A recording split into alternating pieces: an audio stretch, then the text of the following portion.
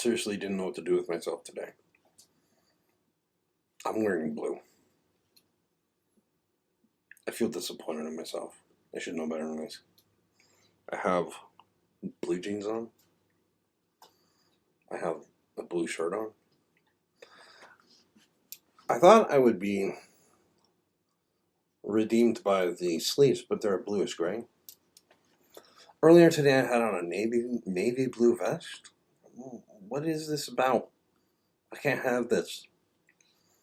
So anyway, I have my trusty black hat to save me. Okay, so we're gonna get it on. Let's see. Last video, you saw the hallway outside my office. You saw a bunch of frames. Those have my my book covers on. So a lot of those were done by a brilliant cover designer named Jenny Zimex from Seedlings Design Studios. She's brilliant. She's great to work with. She was with us through Legends of the Exiles, through the entire Manhunter series, the entire Madness Wars series. She's been with us for a long time. We've used her for years. So, you know, anyway, we're going in a different direction now. Her schedule she's getting so popular that her schedule has filled up for like a year and a half. Anyway, she has to cut back on clients. And I think it was time to start going in a different direction Anyway, we've parted with her. But she was amazing. And I recommend her to anybody.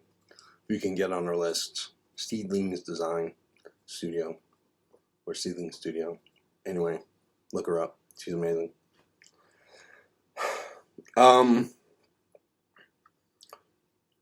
In the chair over here is my wife. She's sleeping. She's sleeping under a quilt that we made ourselves. I've got Sadie here on the floor, and Jordai is curled up with my wife on a chair. He doesn't fit in, but you guys know how that goes.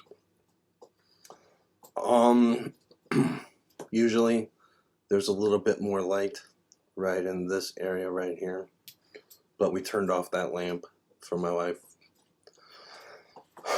I'm turning off all these lamps when I'm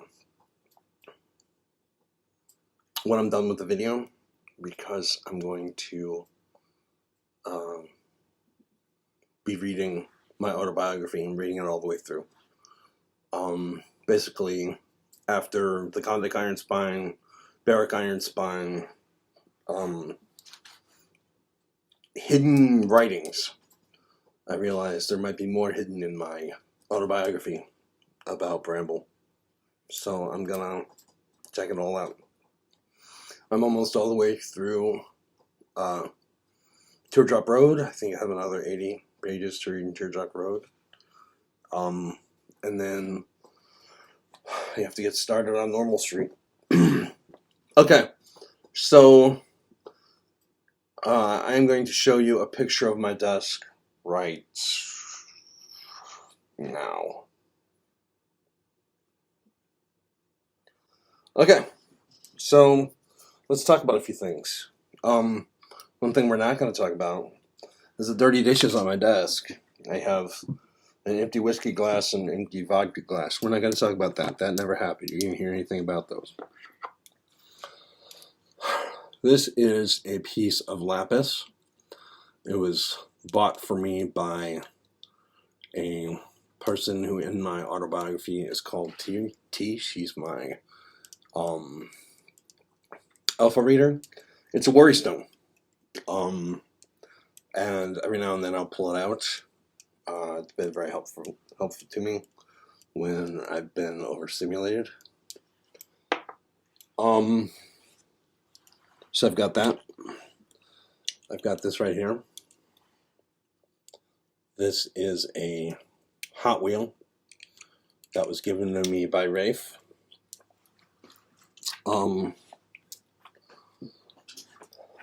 It was right after we had, he had started meeting the alters from my DID, and there's one in particular who took all the physical pain from my life. His name is Shade, and he's immune to pain. He didn't used to be, but he's immune to pain. So Rafe bought that, and he said that that particular kind of car is so tough that you can just beat on it and drive it to the worst places and all that kind of stuff and do no damage to it. It'll keep running. And then it reminded him of that particular altar. And of course, there was a lot of tears after that. This right here is a very special part of the whole Jesse's desk situation. This is a silver dollar. For my writers groups, an awful lot, we end up needing to choose who's going to comment first and who's going to read their stuff first or something like that. I have that to flip. It is a 1991 silver dollar. 91 is when Mrs. Haig gave me the assignment for Halloween to write for 9th grade. And I wrote the jack-o'-lantern story, which keeps coming up. I don't know why that keeps coming up. Anyway, that's what I wrote. When I was buying a silver dollar for the writers groups, I wanted something that would honor her, so I got that.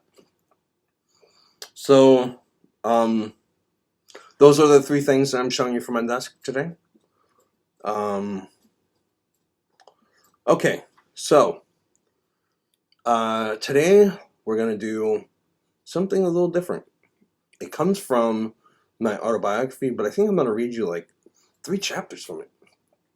And we're going to talk about some feature of my life that reminds me of Bramble and was inspired by Bramble. And we will go from there. Yeah, I'll look that stuff up and I'll be right back. Okay, so here we are. I found the first excerpt I'm going to read to you. It's called Tiger Part 1. This is a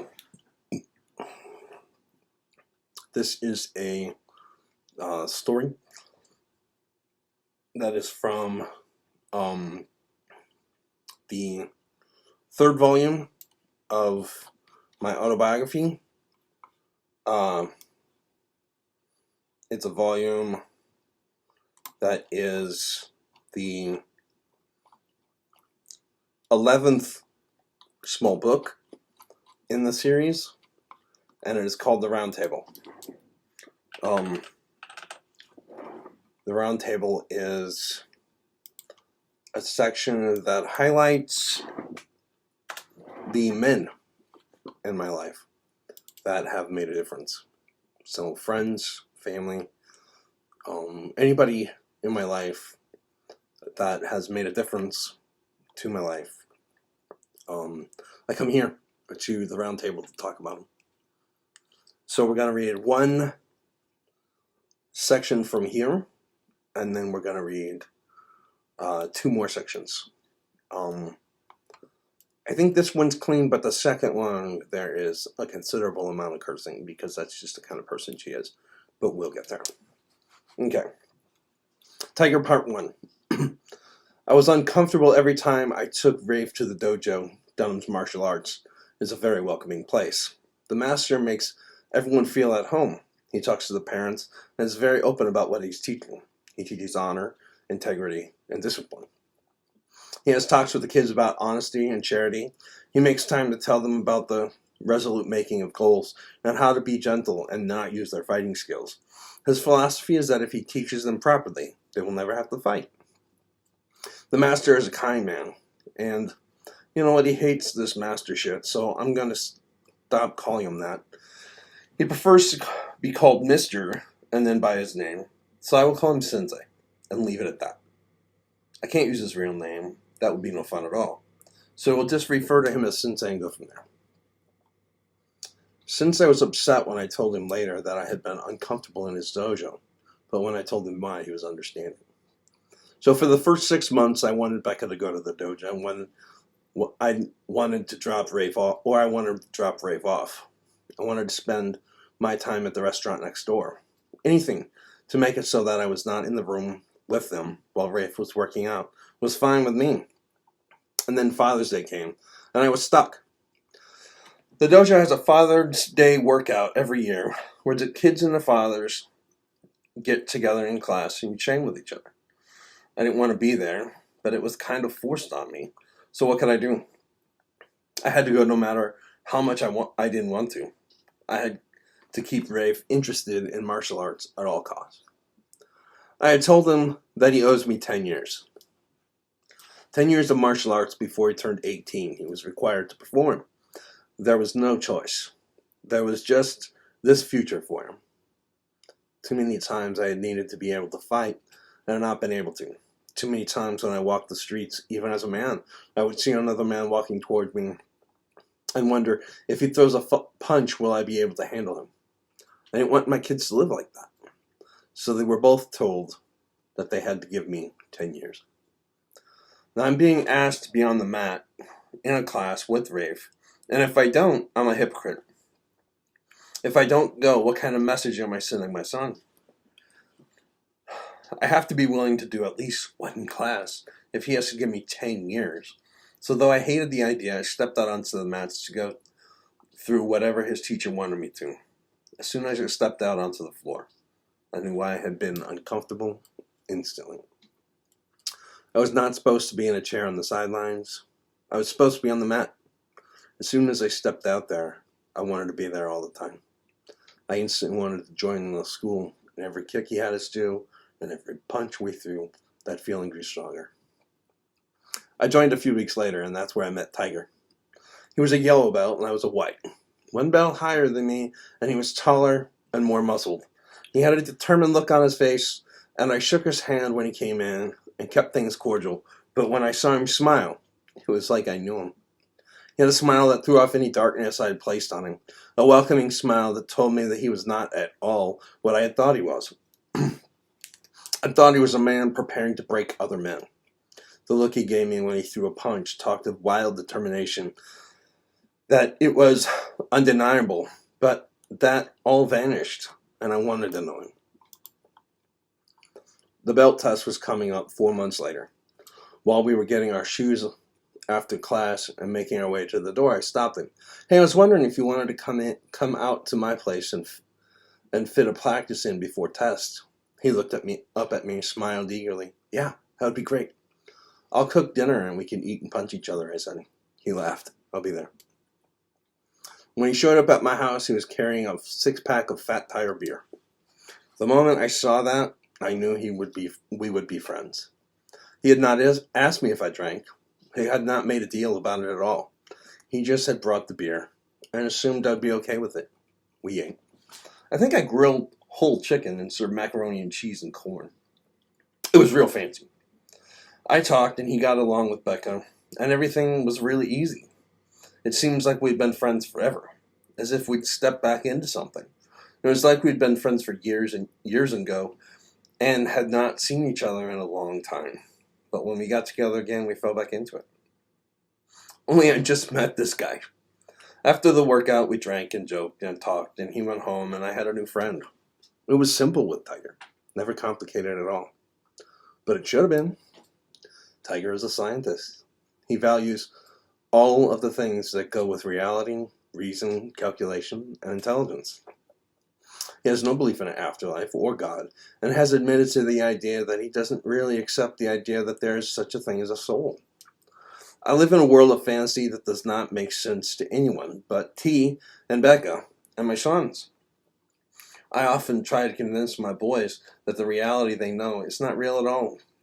I've talked about dragons with them, told them about Smear, Lord of Iron, Co of the Bushlands, Cackle the Piper, and the Wolf Mother.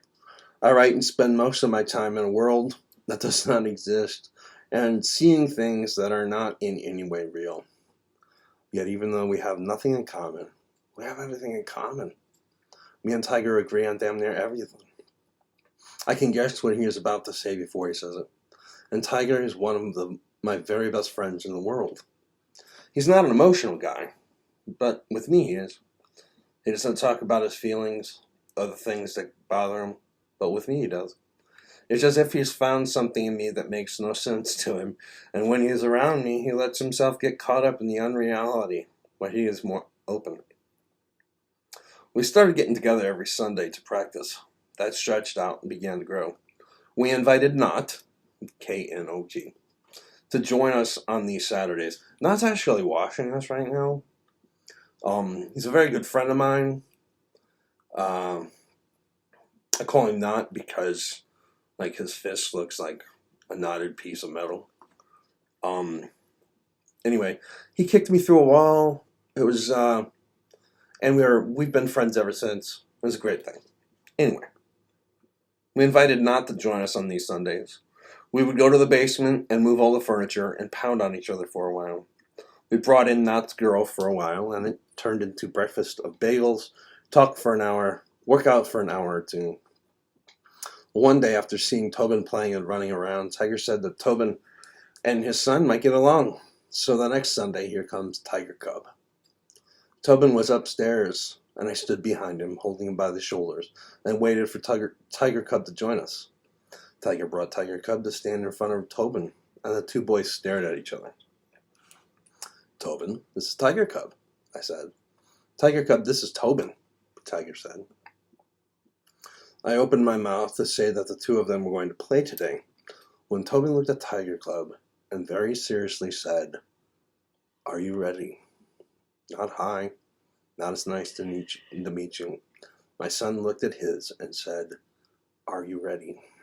Tiger Cub nodded and said yes, and they ran off together. It was as if they had business that they had been waiting for years to get to, that they were finally getting a chance to do. It was as if they'd been waiting for as long as time for this to happen, and they already had plans. But I think that they were beyond the highs and the how are yous. They were instantly past all the pleasantries of the meeting part and wanted to get to what they would do next. Tobin saw a kindred spirit when he looked at Tiger Cub, and they never needed any more than that. They rushed off and their imaginations exploded. They played fantasy games together, and when they were together, they played fantasy games apart.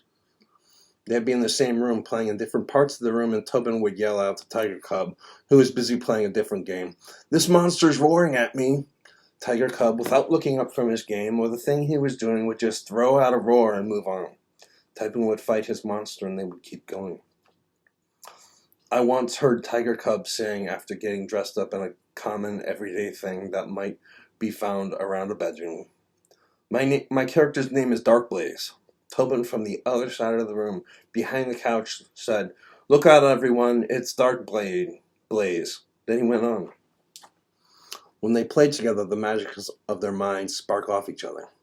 They've gotten into 2 fights, one at my house and one in Tiger's. Each time, without planning or talking about it at all, the father of that house yelled out, "Work it out," and left them to each other. And they worked it out just fine without us. Tiger and I, Tobin and Tiger Club. We fit together seamlessly. There's never an issue. There's always easy. One day, at a table over bagels, I looked at Tiger Cub and said, I want them to be friends for the rest of their lives. I want that too, he said. So let's aim for that. In that one comment, Tiger told me that from now on, we would be friends forever. We have never slept. When I need him, I have him, no question. When I need to run an idea by someone, he gives it his time, no matter how crazy it is. He is my #1 supporter and has never asked for a free copy of any of my books. He wants to buy them all. Always wants to add to my career. Tiger and I were meant to be friends. Every experience we have had in our lives has brought us to that place. I want to be friends with him for the rest of my life, so we aim for that. All right. So here we are at 4 wins. This is, well, 4 wins. You know what? I'm not even going to try to introduce them. This is going to do all my work for me. So here we go. 4 wins. Ow, fucker! That hurt! Fuck! This was not the time nor the place for this kind of language. Sensei likes to run a clean dojo. He looked at her with his, come on, get it together look, and she shook her head. You got me in fucking trouble, ass, she whispered. Let's get a run at this so we can hit 4 wins with the respect she deserves. I was about 2 weeks into my training at the dojo when I met 4 wins. She is short, lean, with a fun face of wild hair. Her hair is doing everything you want it to do when you start going gray. And she smiles at me, gives me a fist bump, and says it's nice to meet me. Becca has taken the kids to the beach in North Carolina at a timeshare Vigil and him they'll have in a town called Duck. They've been gone for about 2 days when she tells me the boys' reaction to seeing the ocean. I'm asked by Sensei how they were doing, and I tell him. Well, when Rafe saw the ocean for the first time, he said, why does anyone live anywhere else? I said. Tobin's reaction was to run up to the water's edge and roar at it. He was looking at the most powerful thing he had ever seen, and he wanted to roar at it. I laughed, as did my entire class. I guess he wanted to know it's not the only badass in the world. We're going to have to put a swear jar in the dojo with you around, aren't we? Sensei said. I apologized, and 4 Winds spoke up. I love Rafe, he's the best, she said. I turned to her, having only met her a moment ago, and I looked at her as if for the first time. How do you know my son? From class. I was trying to imagine how she was attached to the elementary school Rafe was in when she said, my daughter really loves him. Says he's really helpful to her. He's gotten through a lot of tough lessons. Now I'm really confused. Your daughter goes to school with Rafe? I look like an idiot because my face is doing that things faces do when you know you should be getting this, but you're completely missing it. Sensei can help me out here, but he just folds his arms over his chest and watches it play out. The entire room is looking at me, waiting for me to get it, and it's just not coming. In this dojo, 4 Wind says, there are friends in this dojo. He's a lot higher ranked than her, but... Oh, I said. I get it. Now I'm an idiot. And she smiles at me with that, oh, look, he's an idiot. I haven't seen an idiot in a while. Look. We start warming up, but I want to get to know her a little. She has an opinion about my son, so I want to see what kind of person she is. When I get a pad to punch and walk over to her, she takes it and looks at me. Don't go easy on me just because I'm a woman. She has a bit of snarl to her, and I like it. Why would I? You look like you can handle herself. She's a white belt, and I'm a white belt. Neither one of us can really handle ourselves. If Shadow was here, Guardian, maybe Assassin. If Ronin were here, yeah, they could handle themselves. And hell, maybe she can handle herself. Maybe she's a pit fighter who decided to make it official. I don't know. But when we're commanded to start punching, I give her damn near everything I have. She takes it with a smile, and I realize she's been in this class for a while, and not many people have respected her enough to give her a good hit. Well, all decorum and gentlemanly qualities rush out the door. Guardian would be appalled if he could see me now, and I'm hitting her well and often. She gives me the pads and starts pounding on me. She can hit, and I can take it. And I egg her on. Come on, hit the damn pad. Give me a good hit. She hits with a bit of a growl. That's good. Now kick my ass. Language, Sensei says. Got it, we both yell. Within a few minutes, we're running drills on each other, and I'm not shy about it. She's in a physical arena and she wants respect. I'm going to give it to her. We're doing crunches. There's a board in front of the class and he has written 10 different kinds of crunches. This cat knows 10 different kinds of crunches. And he has told us we can do 10, 15, or 20 of 6 of them. Then get a water break. It's a few weeks into my friendship with Four Winds, and we are right next to each other. We're constantly trying to beat one another at all things, and we do the same crunches and the hardest ones. When we're done with our 6, she keeps going. She's going to do 20 of all 10 of them, and I can't let that go without a challenge. I hit her with one of Shadow's favorites. He gave it to me when he was handing everything to me. Nobody likes you, Four Winds. She breaks apart. She laughs so hard I'm sure she peed herself. What did you just say? She said to me. Truth, I said. And I finished first. I went to get water. Now before we go on, I realize I can't say what I have just said and let it go, so I will give you Shadow's hits as taught to me. Nobody likes you. Did you ever get chopped in the neck? And, my personal favorite, fuck your mouth. Those are the best ones he gave me, but he did not teach them all to me. I'm sure he has some buttes hidden in there somewhere. So we're yellow belts now, and we are being taught close quarters defense. We're learning the proper way to block a hit with our elbow. What we are blocking is another elbow. And me and Four Winds keep clashing the very tips of the bone. Hurts like a bitch, but we can't get it right, and so we keep clashing. We're supposed to deflect the elbow and move it aside based on the direction it's coming from, but neither of us can tell the way the elbow is coming at us because we've been doing this for about 3 seconds. So here we are, clashing elbows. Ow, fucker, that hurt. Fuck, she snaps. Language! Then she hits me with that sharp fucking elbow of hers. Shit, fuck, what do you put in that thing? I hate you. Language!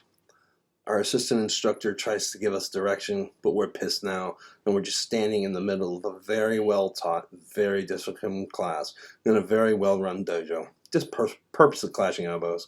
In the background, we hear, language, language, language. He never gets tired of saying it, and no matter how badly we want to stop cussing, we just can't.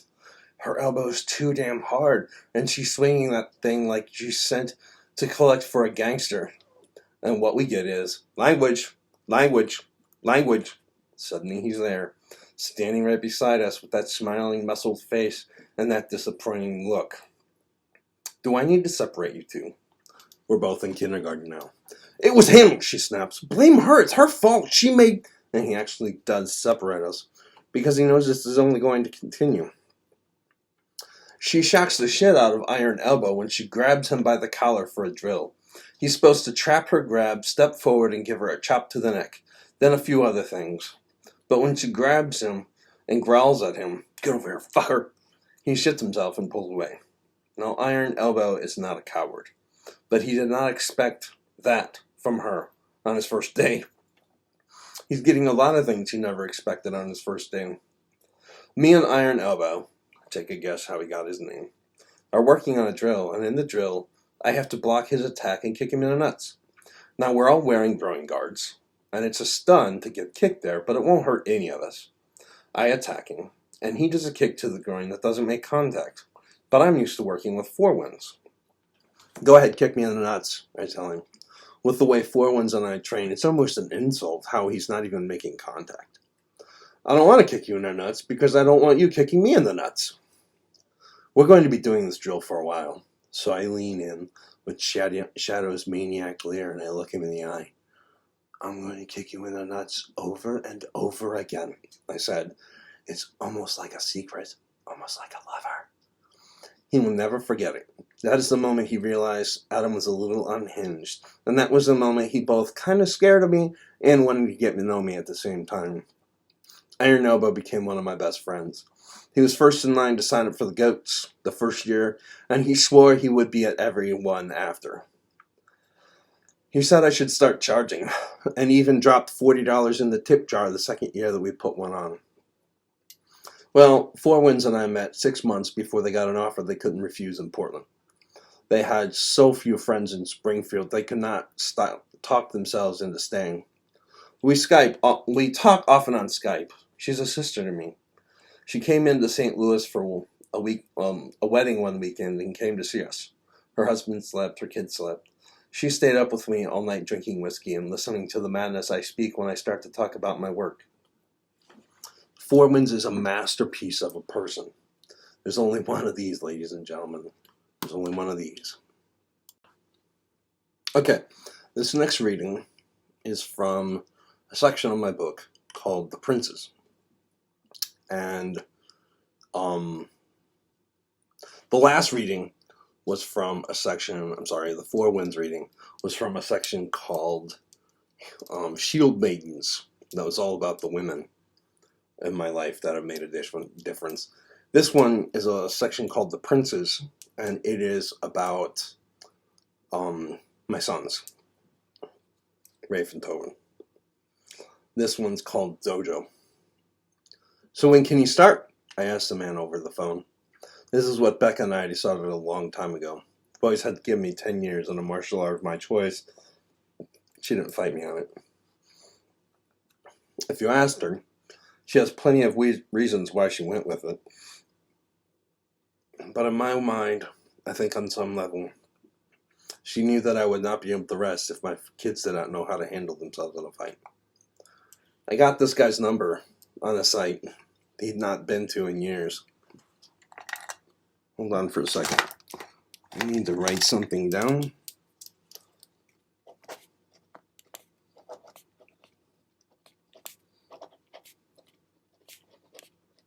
That's for later in this video, and I really can't forget it. So I got this guy's number on a site that he has not been to in years. It was a dead for him. When trying to run his business, he does every sort of marketing he can, but this venture brought no fruit, and so he walked away. That's where I found him. I wanted a small dojo.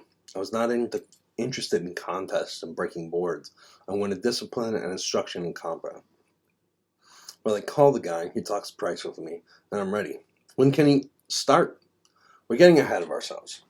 When can I meet him? Bring him in and let me talk to him and see where we are. He was thin, highly muscled, with a long ponytail and a hard face. His face looked like it did push-ups of its own. He asked a lot of questions, and he answered a few. I want him in for 10 years, I said. Him and his brother have to give me 10 years, and then they can quit. He didn't try to talk me out of it, but this is a guy that sees kids quit his school for all sorts of reasons. Boy Scouts, basketball, football, any kind of ball really. And he knows that I'm excited now, but in 4 years the shine is going to wear off. He's just playing the numbers. I know he doesn't believe me. It's ridiculous. No one does. But I'm extreme in every way, and this stands in proof of that. He takes Rafe as a student because Rafe did everything to show he was interested, and Rafe was already polite, attentive, and disciplined. Rafe was the perfect candidate, and since I could see it. It was a few years later when Tobin got to join. By that time, he was watching Rafe on the mat for so long that he was chomping to get there. Tobin had years of watching class and seeing Rafe be corrected. Had years of seeing the other kids and the mistakes they made. When Tobin got on the mat, he was good instantly. But Tobin had one problem. If anything in class went sideways, he would break down. He would burst into tears and not be able to continue. I was getting frustrated. Becca was patient, and so was Sensei. They do units where they talk about the 7 habits of highly effective teens. It's a famous book written by a genius that has studied the highest functioning teenagers, and they found similarities in their behavior. Sensei has the kids go over these 7 habits exhaustively, and he is teaching them And as he's teaching them, he has the kids do projects. One of the projects that Rafe had to do was walk in someone else's shoes to understand your fellow man. He talked about so many options when Rafe mentioned that he might want to find out what it was like to be blind. We jumped on it. It took a lot of coaxing to get him to do his project on a martial arts night, but I tied a do-rag over his head and covering his eyes, and we drove to class. When we walked in, I directed Rafe to the office where Knot sat talking to Sensei. They looked up, and Knot's jaw dropped open. Sensei's eyes widened. Today, if you will allow, Rafe would like to experience what it's like to be blind for his project. I have rarely been this proud, this excited, and this scared for my son. If he failed at all, he would crumple, was my thinking. He needed success. He needed this to go well. This is very acceptable, Sensei said. We would love to help Rafe with his project. He was so excited he could barely contain himself. We'd given him no warning in case Rafe pulled out. So while I watched, Sensei's mind was rolling and popping as he thought of all the cool things he might do with this display of bravery and compassion. We went into the room and Rafe sat on the floor in front of my seat. He looked scared. He was too nervous to move. This was not going to work. He needed to get all his nerves worked out before the class started. He needed to move around and get used to being around a group of people. Get up, I told him. I'm just going to wait until class starts, Rafe said. Get up now. We start now. Class will be too late. Get up. Grab my arm, and I'll take you to the dummies. I took Rafe across the room as every other student stared and whispered. He was commanding awe in them, and he kept walking. I put him right in front of the punching dummy, and I grabbed his hand. Make a fist. Obeyed. There's a crowd of kids and teachers standing around silently watching. Head. I moved his fist to the head of the dummy. Chest. Moved his fist to the chest. Groin. I let him settle himself. Go. He started punching. Within a few seconds, his training kicked in. He was moving without sight just as well as with it. He'd been doing martial arts for 2.5 years. Muscle memory kicked in. Kick. He started kicking. So many people were watching. So many whispering in awe. Knee. He started with the knee. Elbow to chest. He swung his elbow, missing the dummy completely, and fell. He toppled to the ground, and everyone gasped. I grabbed him and pulled him to his feet, stood him in front of the dummy. Elbow to the chest. He obeyed. When class started, he was disarming weapons from attackers' hands. He was running techniques on teachers and other kids. From that day at the dojo, Rafe was a legend. Tobin's stage fright got worse and worse. Soon not only was he breaking down in class, but at school performances too. Every time he got in front of a group of people, he would break down. His confidence was shot, and no matter what we did for him, or what we said to him, he could not be pulled out of his fear. He kept at the martial arts, and he kept getting stronger. Then he learned to do the splits. No one else could do it. We could just drop to the splits anytime he wanted to. He was getting more and more limber. Then came the flips and somersaults. He became good, then great, at any tumbling he wanted to do. When he did a flip without using his hands, he was made. I had never seen Tobin so strong. Now, I do want to point out that though he learned how to do the splits first, Tiger Cub, and another kid learned how to do them almost like the same time, right after. All three of them had been working on trying to learn how to do that. So, anyway, the elementary school has a talent contest, and Tobin decided he wanted to be in it. He found a friend to do a dance and martial arts performance with, and they practiced at recess. Then one day, his friend came to him. I don't want to be in a talent show with you, the boy said. Why? Tobin was instantly crushed. Because you always start crying when you're in front of people, and I don't want the whole thing ruined. That was that. Tobin had no show. He walked away for about 5 hours before he came to us. I want to beatbox in the talent show, he said. He looked breathless when he said it. Can you even beatbox, buddy? Becca said. Not a single one of us had ever heard this kid beatbox ever. Tobin busted out a beat, and Becca nodded. Well, let's go audition. The day of the auditions, Tobin's name was not on the list. They had to stick him in anywhere he would fit, so he couldn't see his turn coming and prepare himself. He got on stage, he did his thing, and he was pretty good. The teachers running the talent show let him in. I didn't know you could do that, Tobin, his kindergarten teacher said. Tobin was in 3rd grade at the time, but you never really stopped being a kid to the kindergarten teacher. Tobin just nodded. The teacher looked at Becca. I found out today, Becca said with a shrug and a smile. But we all knew that it was going to be a stretch. I had my speech prepared for when he broke.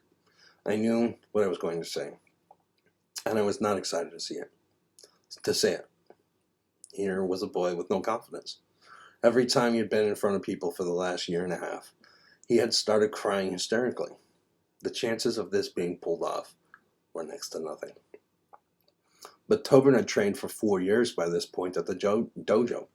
He had learned to make his body do things that few other people could do. A few kids learned the splits after Tobin, but no one had a no-arm flip. Tobin was the last kid in the program. He had to watch the entire show with the anticipation of his performance before him. He went behind the stage at the proper time, and he was announced. Pause. Oh, fuck, I muttered. More pause. Then he marches out. He does not look up. He does not slow down. He marches to the mic, starts a simple beat. For about 5 seconds, nothing special. Then out of nowhere, he drops the beat. The entire crowd goes crazy. I've never heard him do this before on a mic. Mike, he is stunning. The crowd lost their mind as he stunned everyone. He did a final flick of beat and slashed his line across his hand, and it was done. About 20 seconds of brilliant. I wept and stared in awe. He had beat them all. He had conquered his fears. He had proved everyone wrong. Even I doubted him. But I've learned watching these boys grow up. You never doubt Tobin and Rafe. Tell her. They are princes coming to manhood. They are rising kings. Okay.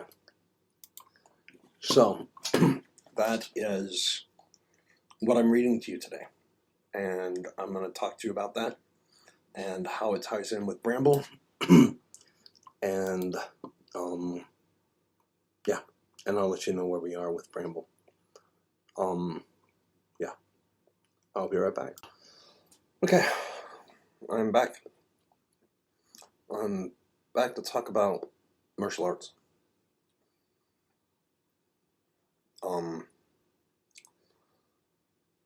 Bramble was a martial artist. He was really good. He was really good. I have no idea how long he'd been doing it, but he couldn't be beat.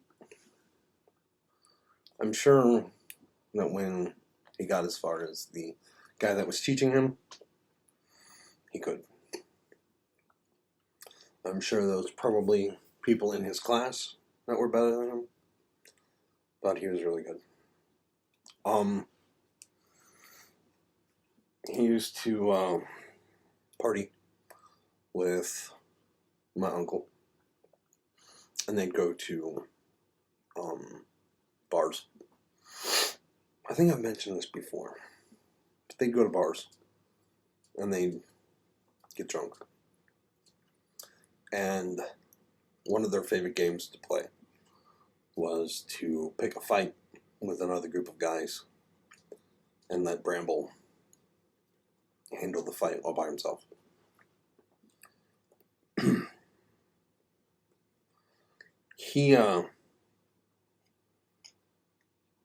No, that's not what most senseis, masters of schools would like for their students to do. But Bramble was wild. In his youth, he got into petty crime.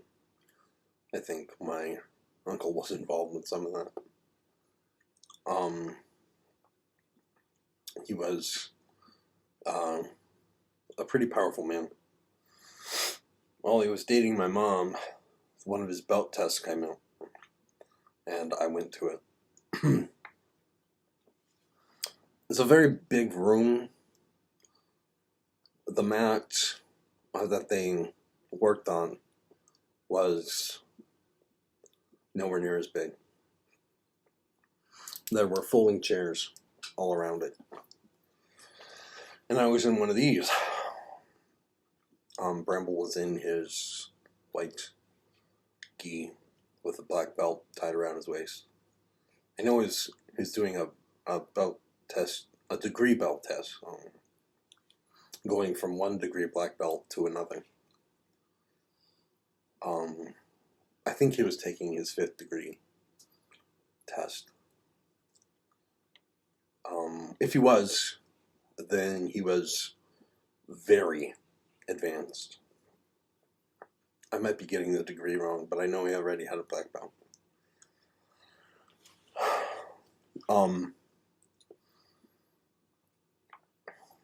He was the best I've ever seen. And I've seen I've seen the master of the dojo that I went to, who is amazing. The man can do things like lay on his back and flip to his feet without using his hands. And when he jumps, he has to be careful because he might hit the ceiling of the dojo. I've seen him jump and the ponytail would hit the ceiling of the dojo. The guy who teaches my kids is a total badass. I'm not taking away from any of that. Bramble was really good too. I remember there was a big leather ball sewn with a bunch of leather patches. You might already know I'm talking about a medicine ball. Medicine balls are very big, heavy weighted balls that you use to lift and throw into the air, and they develop a lot of strength in your body because it's very different than it uses a lot of different muscles to hold a heavy ball than it does to press a bar or a dumbbell or anything that you can do with a regular weight. There's a very common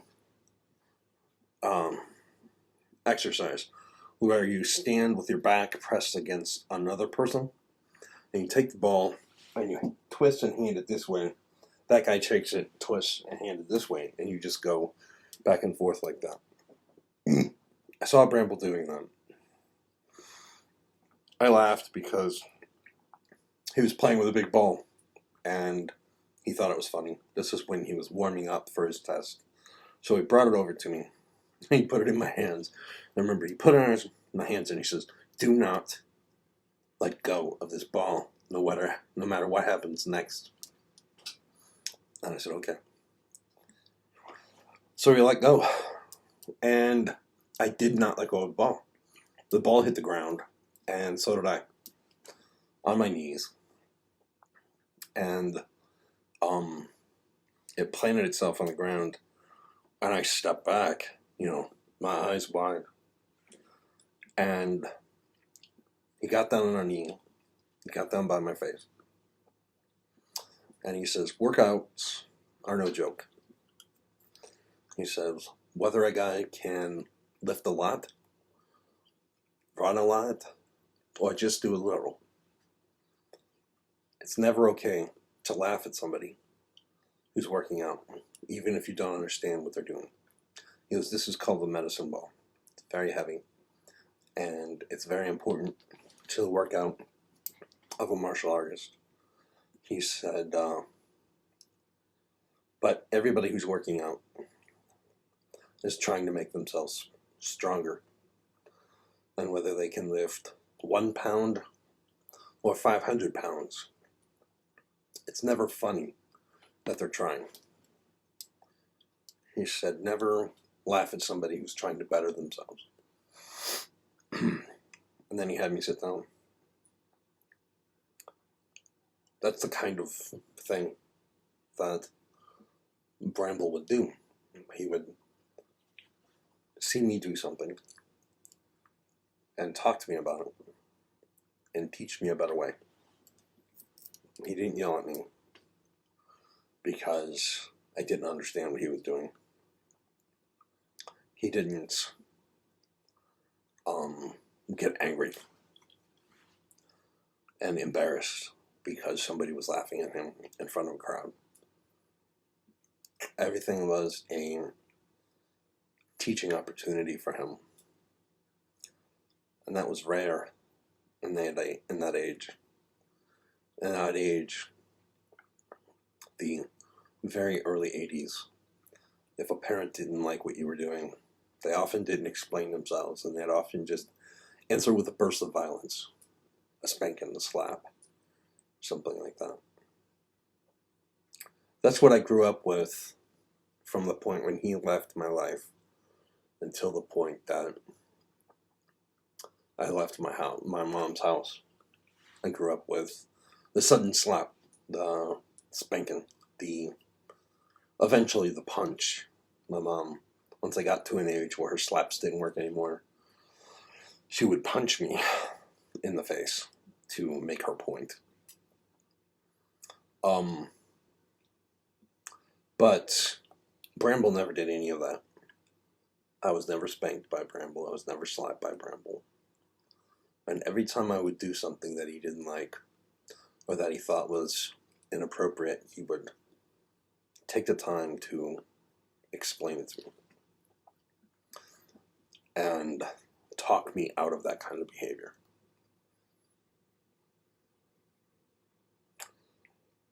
And that's how I raised my kids.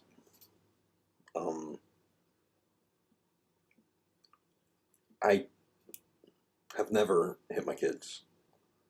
I always discuss what they're doing with them and show them and tell them how that's not the way we're supposed to be doing things.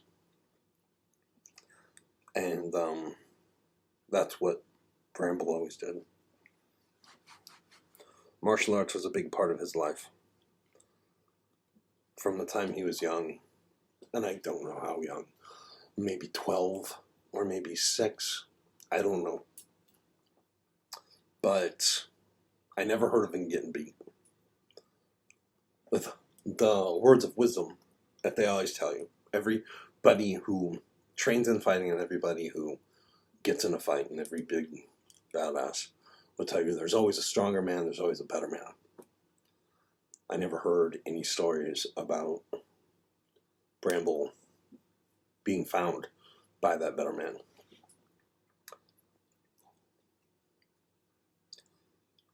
I remember watching his test, and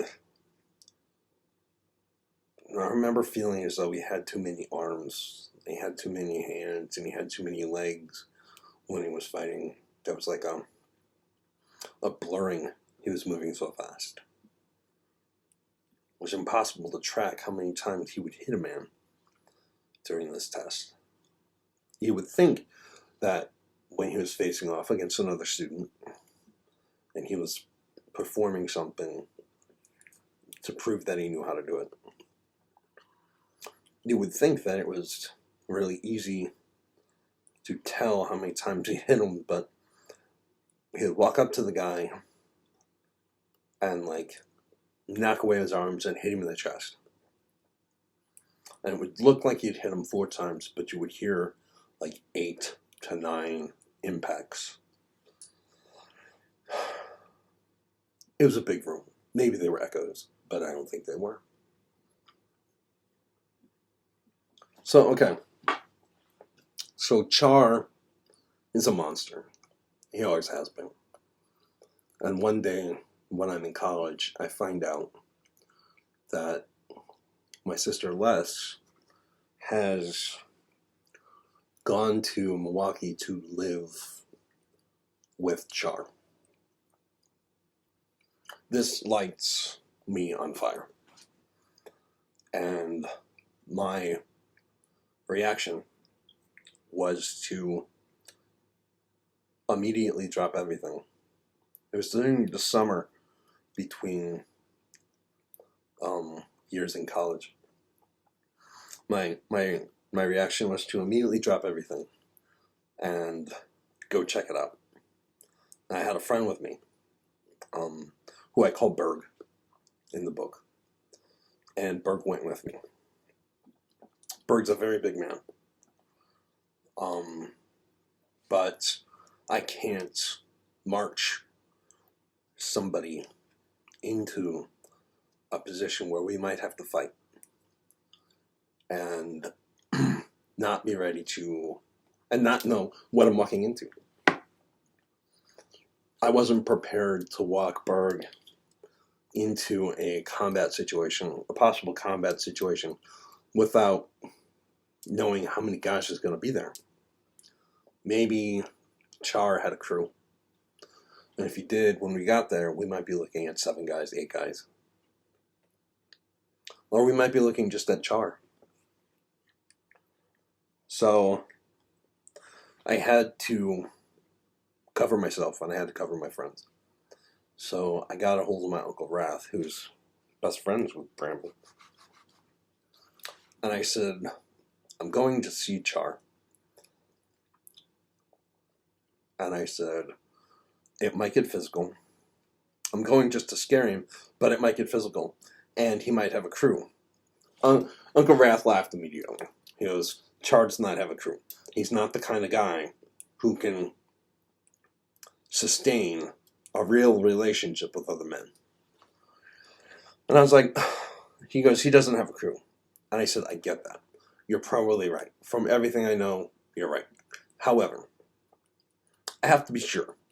And I have to be sure that if I walk into a situation with a friend of mine, I have the power to walk out. I said, so I need a weapon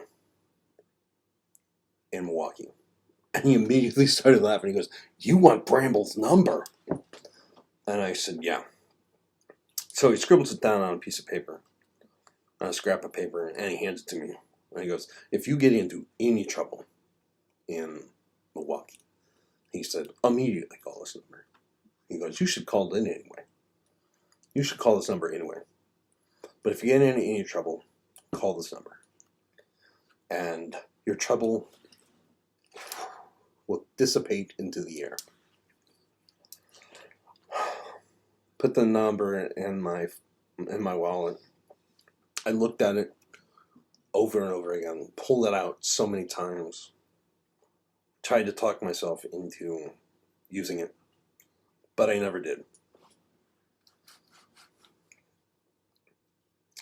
I had a deep-seated need to be in martial arts from the moment that I saw Bramble take his test when I was 4, going on 5.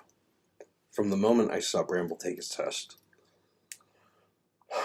to the moment I stepped out on the mat in the story I just read, I had a desperate need to get into martial arts. I wanted to feel people hit me in a safe environment. I wanted to hit them back. I wanted to learn all the kicks. I wanted to learn all the punches. I wanted to learn all the moves. And I wanted something else, and I didn't know what it was.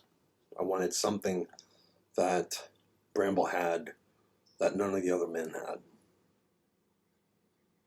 I could never put my finger on what it was, but I wanted it, and I wanted it bad.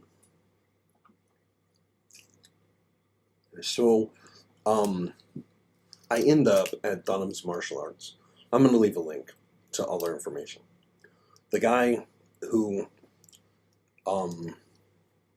runs the place is one of the best people I've ever met.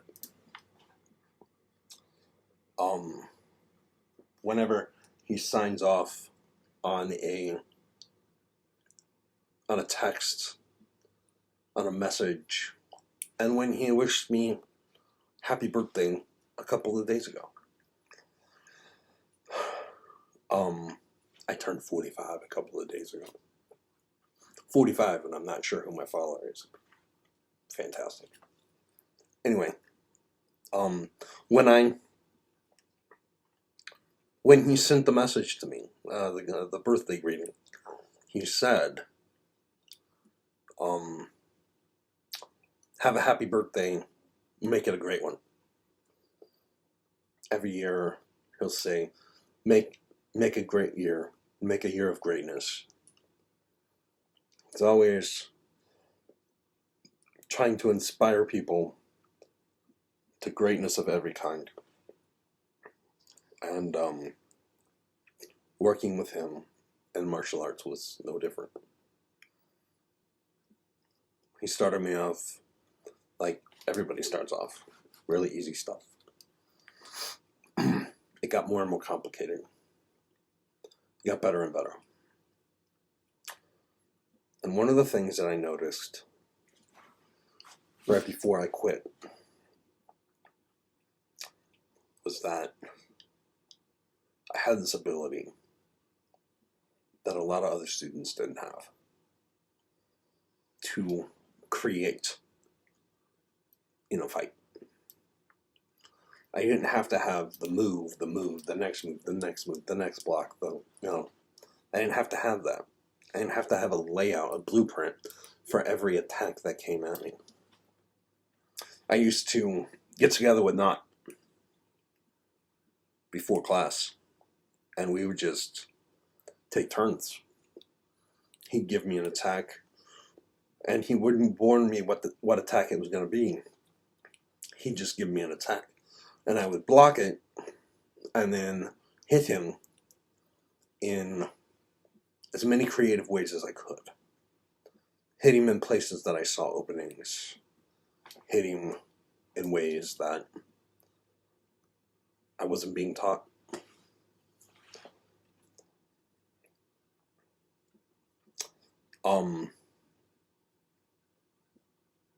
With Knot, he was a solid knot of muscle. Everything from his forehead to his feet was hard muscle. Never seen anything like it. You could beat on him as hard as you possibly could, and he could just soak it. He could just take it. I never saw him hurt.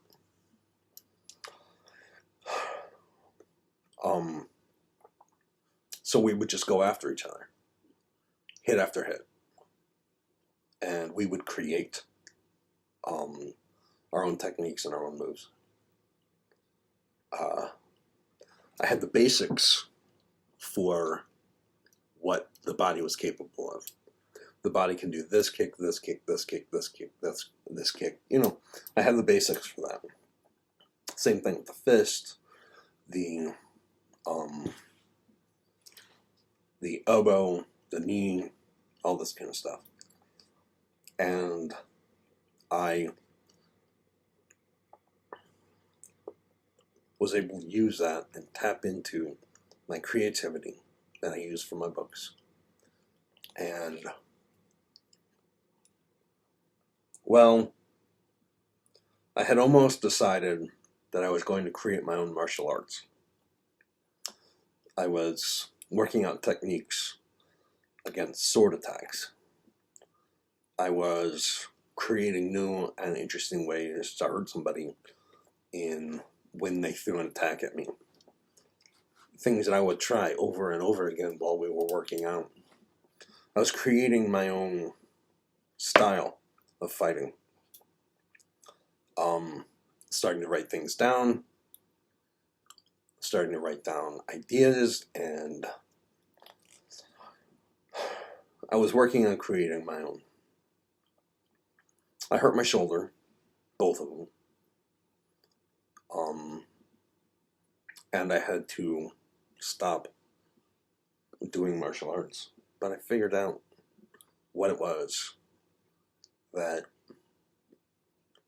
Bramble had that I wanted, that I had never seen in another man. And it was a sense of creativity in battle. Bramble didn't have to memorize the move that he was going to give you, or that they would give you, and what he was going to respond with. Bramble was creative with his body. He had a mixture of power and creativity that made him dangerous. I got as far as brown belt before I was just forced to quit. It was just too painful. But I was able to get myself to the point where I'm not intimidated by any other men. And I can handle myself in any situation that I need to. And I can create. My sons are getting there. Rafe has been in for, I think, 7 years. Tobin's been in for 5. We had to take him out during the COVID pandemic because, like almost everybody else, finances became tight. We had to tighten up on our finances, and we didn't want him in public. But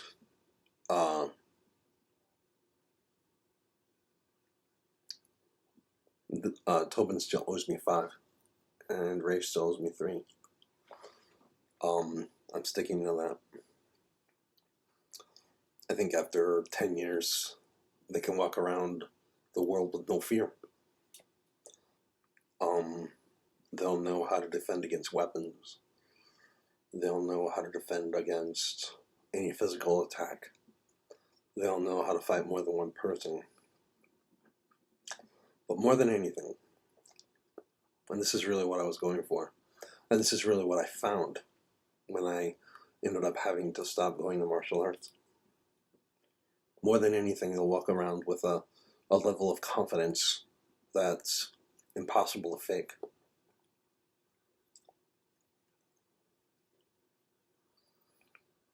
At some point, and I think it was when I became an orange belt,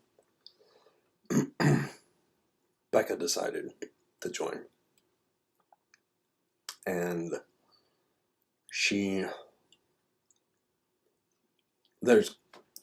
in the style that we went through, there's 2 different kinds of martial artists. The tiger and the dragon. The tiger is all about force and aggression and physical power. A lot of people that I trained with were like that. And then there's the dragon. And the dragon is more about balance, and it's more about wisdom, and how all of that can be found through martial arts. Becca felt an inner dragon calling to her, and she wanted to explore that. She ended up getting higher in rank than me because I had to drop out for a year to let my shoulders rest, and she kept training during that year. She ended up getting higher in rank than me. When I came back, she decided she was going to stop and let me catch up with her. And so that's what she did. She didn't learn the new stuff. She didn't take the test for acceleration. She stayed back, trained with me, taught me things like this. I never ended up staying long enough to reach her rank, but she did find that inner dragon, and she did develop it, and it made a big impact on the way she sees the world and the way she deals with the world.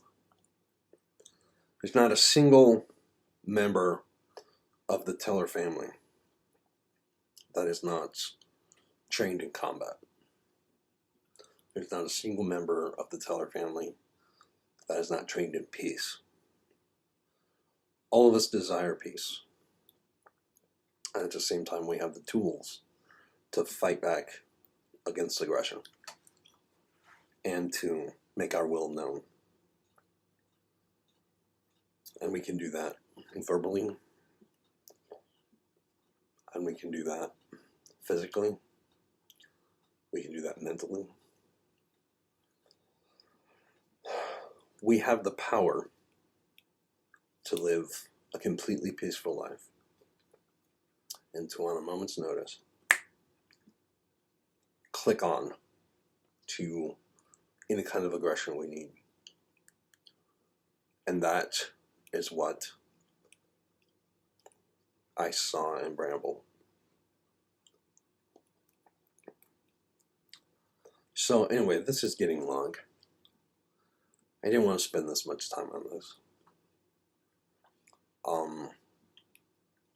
But anyway, that's what the martial arts has brought me. If you're in Springfield and you're interested at all in honing physical ability and finding what I'm talking about inside yourself, if you want to explore the tiger or the dragon, find a place called Dunham's Martial Arts. And you're going to find somebody who's going to teach you the physical power balanced with mercy and discipline. I recommend them to everybody. Go find them. I'll link all the contact information you'll need in the description below.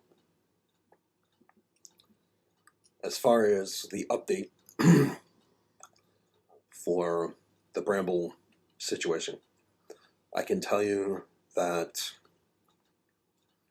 we haven't heard back. I got an email from Ancestry.com that said that they had processed my DNA and that they were analyzing it. Although that's very fuzzy to me, I don't know what those two words mean. All I know is that they're deeper into the process of doing it, of finding it, than they were before. They said it'll be weeks because they have a lot to do. I'm hoping it'll be less than that. People that I've talked to that have gone through Ancestry said that they have done it in 4 weeks, 3 weeks. Also, Ancestry said that their lab was backed up from volume. Tomorrow morning, we could get an email that answers this question. Or I could have another 3 weeks of this. I don't know. I don't know what to expect.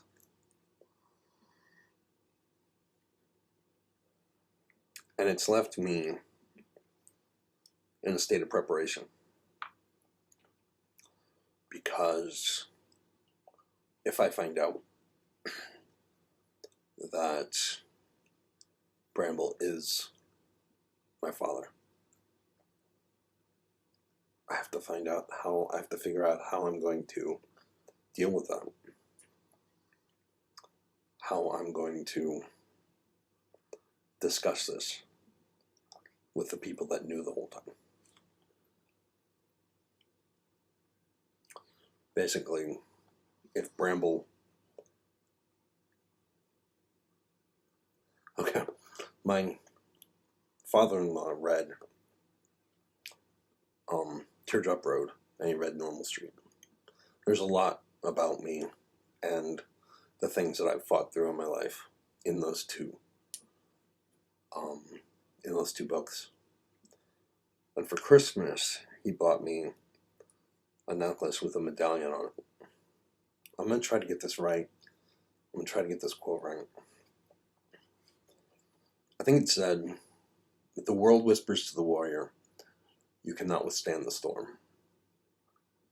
And the warrior answers, I am the storm. The storm. If Bramble is my father, then there is a storm coming for my family. They're going to have to answer for what they've done, for my abuse that I didn't have to suffer. They're going to have to answer for knowing for years and not telling me a storm is coming for their family. And it is powerful and poised, and it is trained in discipline, and it cannot be denied. So I guess that's why I'm bringing this up. I'm not planning on getting physical with anybody in my family. Dunham taught me that there's very little honor in seeking physical combat. However, there's a lot of different ways to fight. And if it turns out that Bramble is my father, then the warrior answers, I am the storm.